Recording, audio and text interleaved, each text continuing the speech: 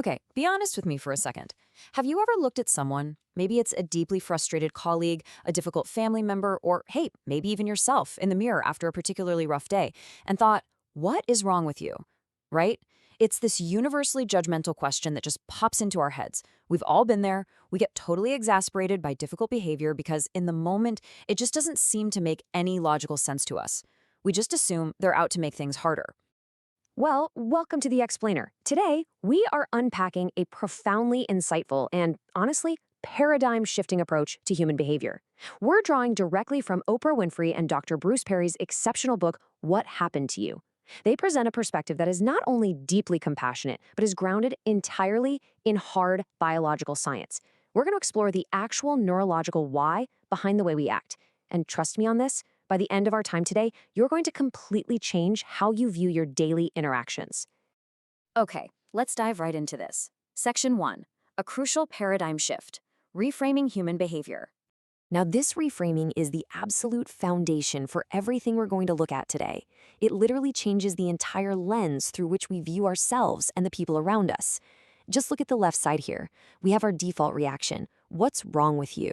When we ask this, we're assuming intentionality, right? We're zeroing in on a character flaw, effectively asking, why are you intentionally trying to hurt others or mess this whole situation up?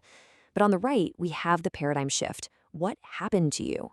When we ask what happened, we completely change the context. We stop looking at the action as some malicious intent in a vacuum. Instead, we start looking for the origin.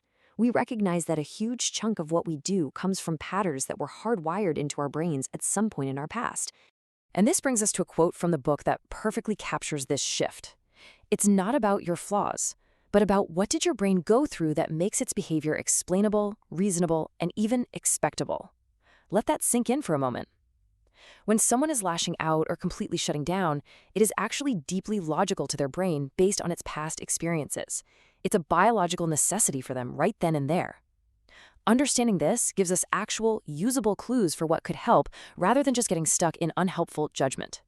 So, what exactly is happening inside the biological machinery to make difficult behavior so logical? Moving on to Section 2, Your Brain Under Stress.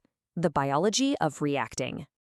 To understand that biology, we need to talk about a term that is an absolute game changer for self-leadership and communication. It's called state-dependent functioning.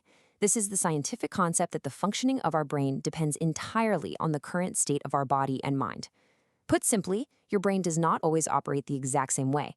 The you that is totally relaxed, sipping coffee on a Sunday morning, is biologically utilizing a completely different part of the brain than the you that is stuck in maddening bumper-to-bumper rush hour traffic. And this brilliantly illustrates exactly why that is. In a calm state, your cortex, what Dr. Perry calls the smart parts of your brain, is active.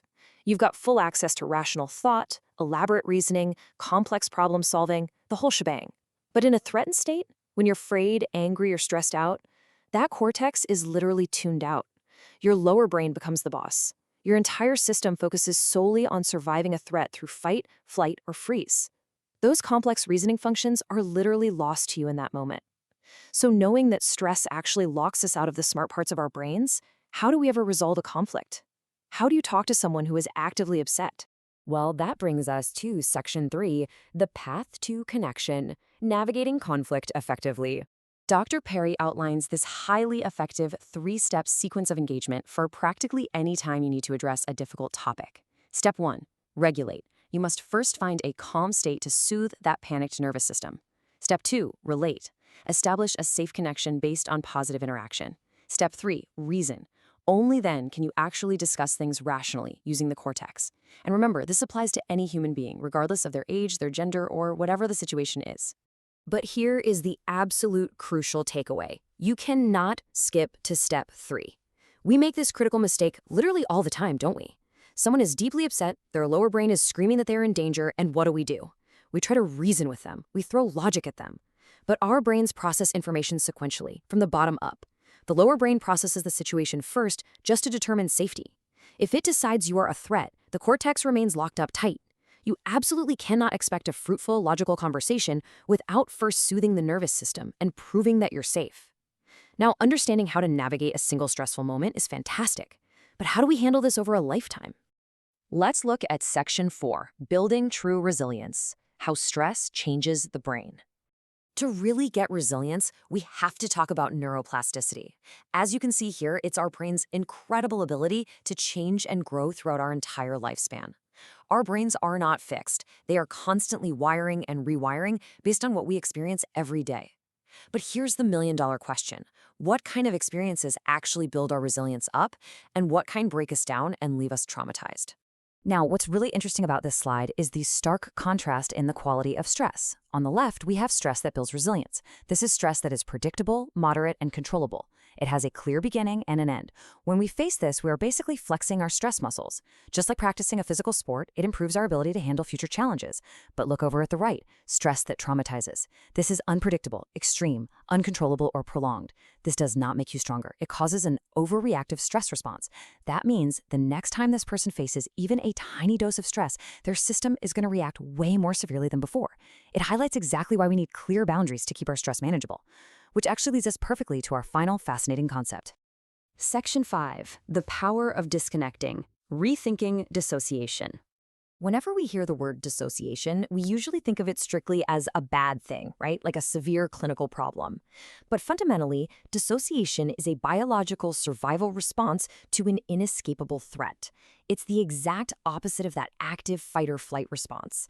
When your brain registers a dangerous situation that you literally cannot influence or escape, it essentially prepares your body for potential injury. Your peripheral blood flow reduces, your heart rate drops, and your awareness pulls sharply inward, disengaging from the outside world. It's actually an incredibly ingenious bodily mechanism. And while severe dissociation is definitely a problem when it happens too quickly or out of context, it's not just an all-or-nothing switch. The dissociation continuum ranges from reflect, to avoid, to comply, to dissociate, and finally all the way to faint. But notice what is right at the top of that list. Reflect. There is a soft form of dissociation, like daydreaming, reflecting, or getting into that amazing creative state of flow. This partial disengagement allows us to connect with our imagination. It's an inward focus that is actually deeply healing and rejuvenating for our brains. But here is the major dilemma we face today. Modern life and screens constantly interrupt our healing state of soft dissociation. We just don't give ourselves enough room to be in this state anymore. We are constantly tethered to a screen, instantly available for any ping, ring, or notification that aggressively pulls us back out into the world. We are literally starving our brains of the rejuvenating power of a wandering mind. We're missing out on the energy we can harvest when we just let our thoughts roam freely without external interruption. Which leaves us with this final, empowering question to ponder.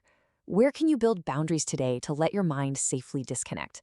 If you want to heal, if you want to be truly resilient, and if you want to actually engage the smart parts of your brain when it matters most, you absolutely have to protect your mind's right to step away. You have to intentionally seek out spaces free of interruptions. Look at your daily routine.